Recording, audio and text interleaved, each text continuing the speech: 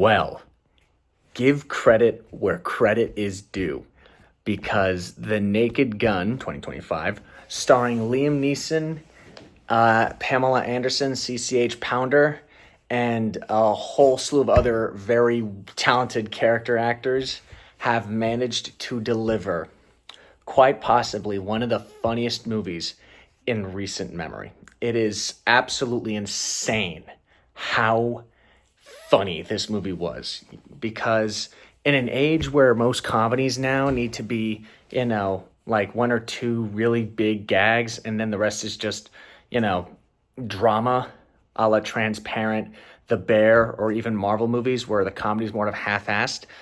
The Naked Gun stands out as being a movie that is built from the ground up to basically be a comedy first and foremost. And in that regard, it succeeds on every single level. Not only that, but this movie, I think, is, in a very weird way, the best legacy sequel that has ever been made, because it essentially does pay homage to the original while building something on its own and still managing to keep that essence there. It is written and directed as if it was just another episode of Police Squad or another Naked Gun movie. Literally, the writing is sharp, the gags are nonstop, and the laughing is consistent. I will admit, though, despite me thinking that this movie is a 10, which more likely it's more of an 8 or a 9, I will admit, it does, the third act definitely is the weakest in terms of the humor, because essentially this is still a story. They have to wrap things up, so it's a lot more story focused in the third act than the other two acts. But I digress, because I will say this: this movie is exhausting. It is absolutely fucking exhausting, because just as with The Naked Gun and Police Squad, every line of dialogue is a joke. They just throw stuff at you nonstop. And oddly enough, there's only maybe one or two jokes out of the literal thousands of jokes in this movie that really don't work, that aren't funny.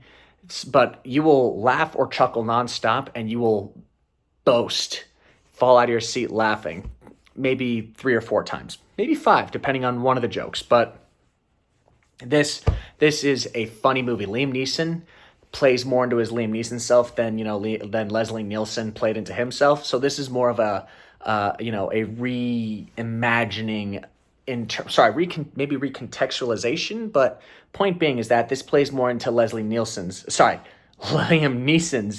lens. Am I right? This plays more into Liam Neeson's strengths in terms of the Naked Gun formula, which it does very, very well.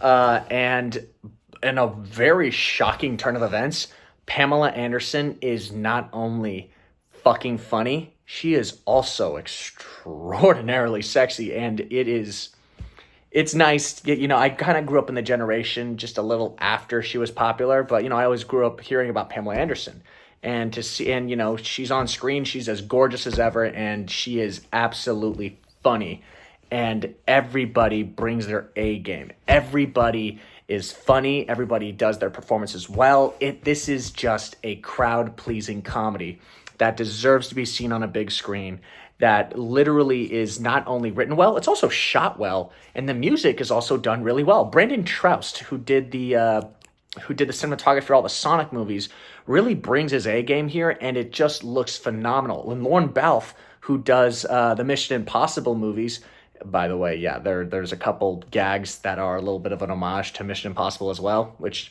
you'll know them when you see them. But credit to where credit is also due. Akiva Schaffer of Lonely Island co-wrote and directed this movie, and also produced by Seth MacFarlane, who you can definitely see some aspects of his humor here. But despite part Lonely Island and part Family Guy, despite that humor being a subtle undertone behind this, they still managed to not take away from the humor that made this franchise special to begin with, on the backs of Jim Abrahams, Jerry Zucker, and David Zucker. If you told me that those 3 guys, one of whom is unfortunately dead, wrote and directed this movie, I would have bought it.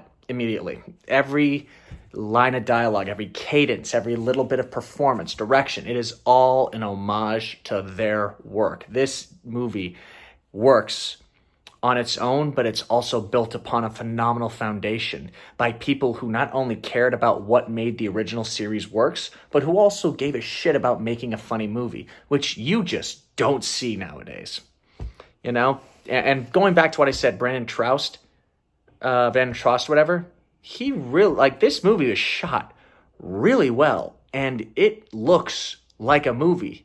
There's not dull cinematography. It's actually really good. Everything from the props to the designs to the execute. This is just a really, really good movie, and you are doing yourself a disservice if you don't see this in a theater ASAP.